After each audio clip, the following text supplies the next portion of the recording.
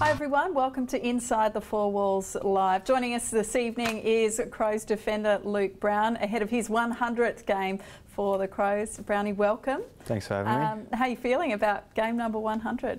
Yeah, I'm pretty excited at this stage. Obviously, when you start footy, you just want to play games with everyone and you don't really think about the end result. But to play 100 games now is a pretty big achievement for myself. Something I look back on, obviously, after my career's ended. But yeah, you never dream of this stuff when you start out.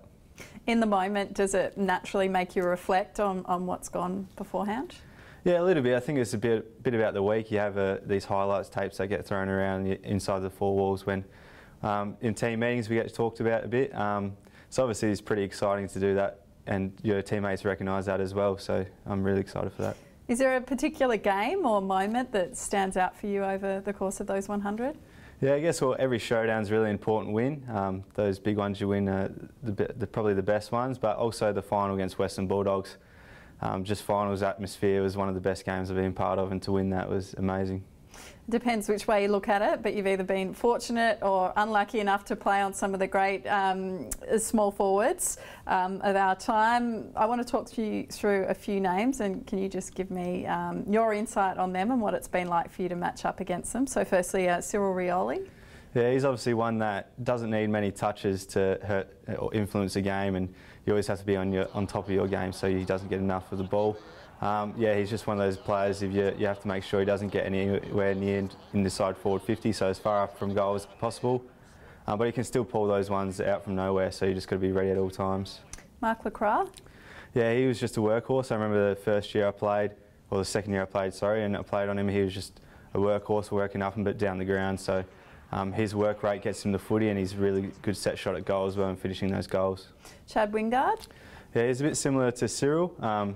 He's obviously able to go in the midfield now as well and get a bit of the ball, but when he comes forward, he's one of those players, he could do anything around it. He just needs that small chance and he'll take hold of it. So, yeah, he's one that you don't let jump at the footy because he'll take a big mark as well. And his Port Adelaide teammate, Robbie Gray?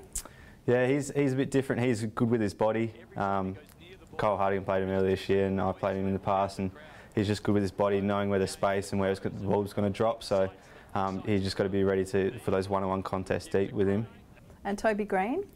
Yeah, he's a bit similar to LeCras. He works up hard. He's a good contested mark as well. So the more opportunities you get him up the ground, the better, because in deep inside forward 50, you know it's going to come to him a lot, and you just got to be ready.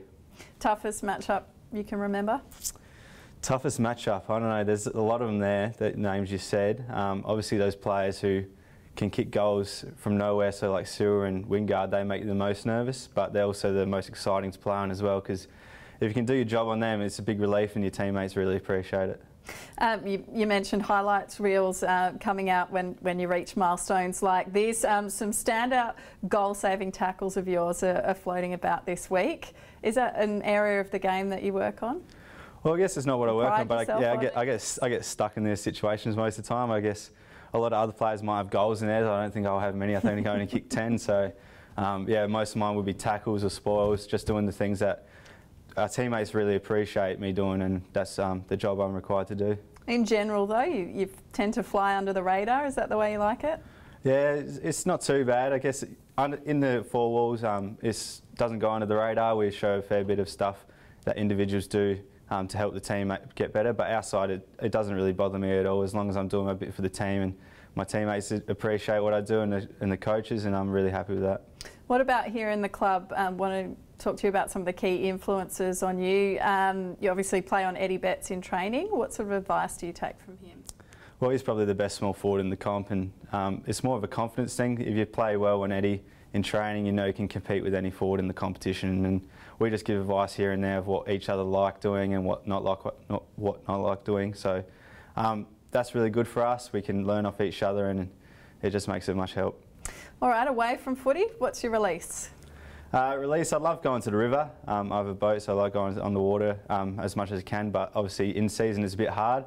So I did a dual diploma in sports and business management last year, and now I'm just looking for my next venture. I like real estate, and I'm also interested in fiery, so I just got to mix up there.